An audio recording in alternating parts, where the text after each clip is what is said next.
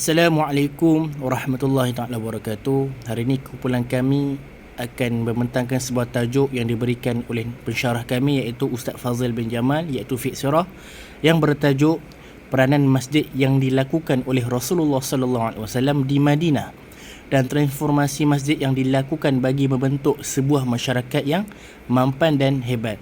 Dan seterusnya, ini antara senarai ahli kumpulan kami SEM 6, iaitu yang pertama Muhammad Mifdal Naim bin Anwar, seterusnya adalah Muhammad Hazim bin Samad, seterusnya adalah Muhammad Naqib bin Saleh dan Akmal Hazim bin Anwar. Dan apa yang dimaksudkan atau fungsi masjid ini? Yang pertama, masjid ini adalah tempat beribadat umat Islam ataupun umat Muslim seperti salat berjemaah dan salat Jumaat, dan ini merupakan salah satu kewajipan umat Islam yang diperintahkan oleh Allah Subhanahu wa taala. Dan seterusnya adalah tempat bermusyawarah kaum muslimin yang digunakan untuk memecahkan ataupun menjawab satu isu persoalan yang timbul dalam masyarakat. Dan seterusnya, apakah fungsi ataupun yang dimaksudkan dengan masjid ini adalah masjid ini berfungsi untuk mewujudkan kesejahteraan dan ketertiban sosial melalui kajian-kajian keagamaan. Antara peranan-peranan masjid yang dilakukan pada zaman Rasulullah adalah, yang pertama adalah tempat dakwah dan madrasah di tempat masjid, iaitu Nabi Muhammad sallallahu alaihi wasallam menjadikan masjid ini adalah untuk mengajarkan ilmu-ilmu yang bermanfaat yang diperolehi daripada Allah Subhanahu wa taala yang berupai wahyu yang diajarkan dan disebarkan kepada umat Islam dalam masjid ini.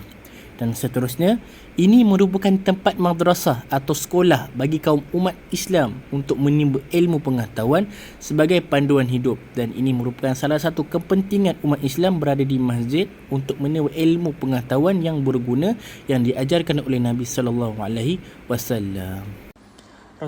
Rasulullah SAW sering menjadikan masjid sebagai tempat bermusyawarah. Okey, antara transformasi masjid yang perlu dilakukan bagi membentuk masyarakat Islam yang mapan dan hebat adalah, yang pertama, merancang sesuatu program di masjid.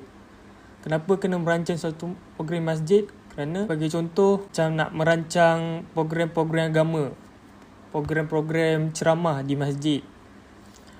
Okey, perlu berkumpul di masjid dan merancang program tersebut, merancang dengan baik. Okey, yang kedua adalah memecahkan persoalan yang terjadi. Kat sini, sebagai contoh, orang-orang yang tak faham tentang agama ke apa, boleh bertanya soalan di masjid, boleh berbincang dan boleh menyelesaikan masalah pasal agama tu di masjid. Seterusnya adalah tempat beribadah.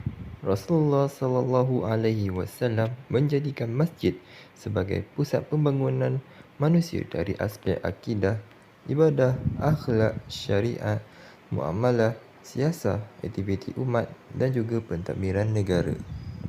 Tempat beribadah ini juga sangat penting bagi orang Muslim kerana ia adalah fungsi yang paling utama sebagai tempat beribadat. Sebagai contoh, solat 5 waktu, beriktikaf, membaca Al-Quran, berzikir, membayar zakat dan juga sebagainya.